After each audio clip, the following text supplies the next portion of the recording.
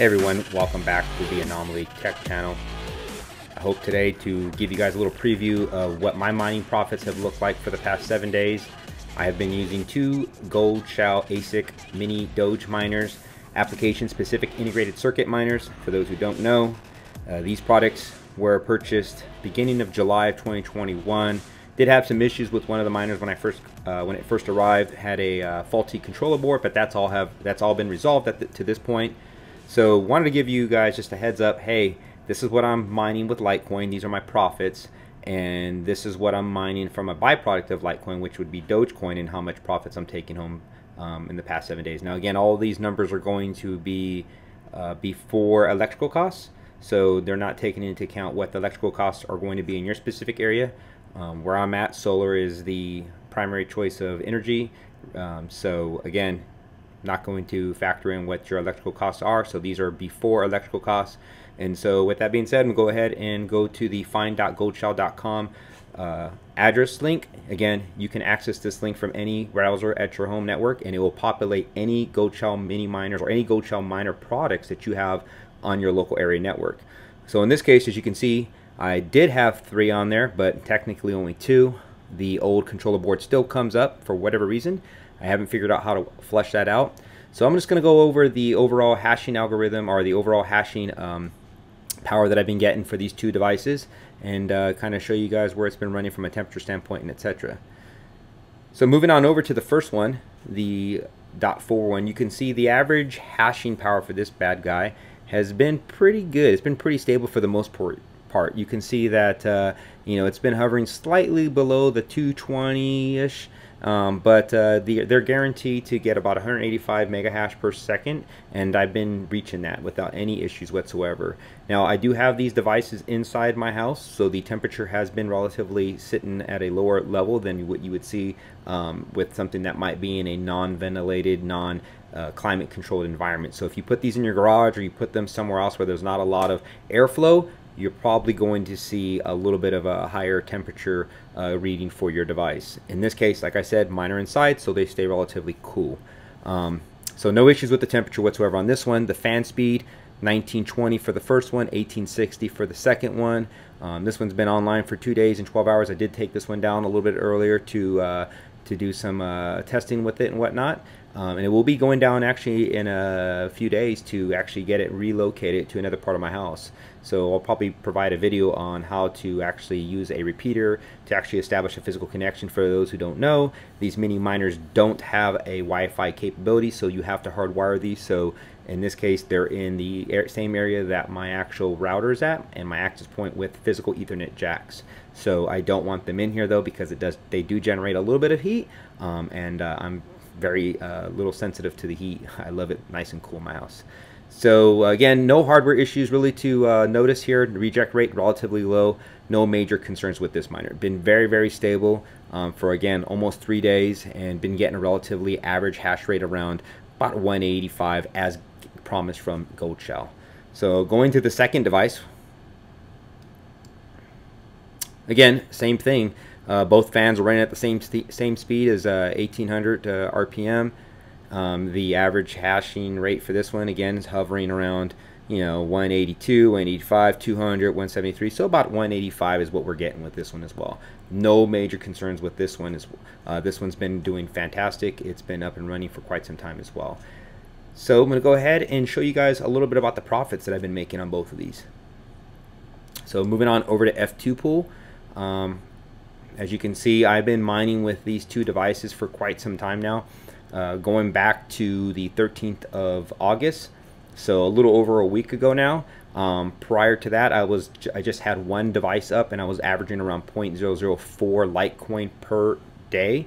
The cutoff over here in the Pacific Standard Time Zone is, I believe, 6 p.m. So that's when your cycle starts over again, and then whatever you've accumulated goes into a pot of money until it's reached the 0.020 threshold, and that's when F2 Pool will actually transfer that Litecoin over to whatever wallet you've actually delegated. In this case, you could use CoinBase, you could use whoever accepts Litecoin, you can go ahead and delegate that.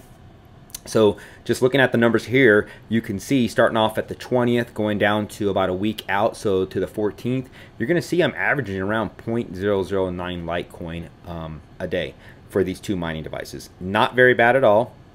And again, I want to caveat, this is these profits are going to take in consideration pre-electrical costs. So just want to make sure I'm clear on that.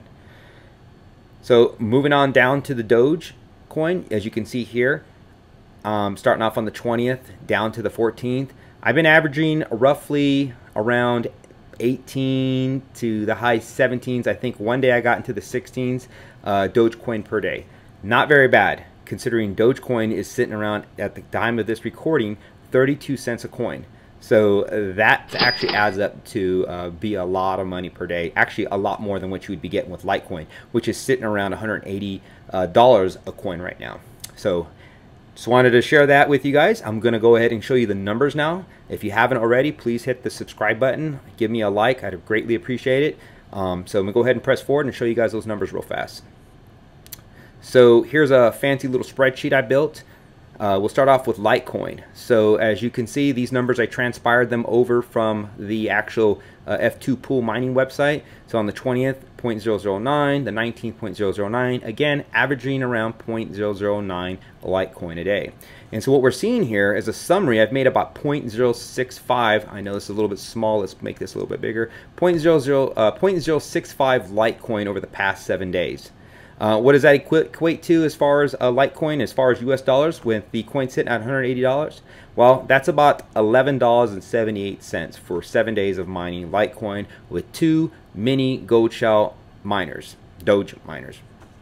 And so that equates to, if you break it down even further, to $1.68 a day.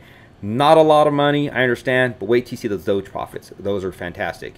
And monthly profits, that's about $50.50 a month. Again, not a lot, but very impressive when we go to the Dogecoin. So moving on to Dogecoin, again, 7 days, starting off with the 20th, moving down to the 14th. You're going to see we made 17, roughly, like I said, around 17 Dogecoin a day.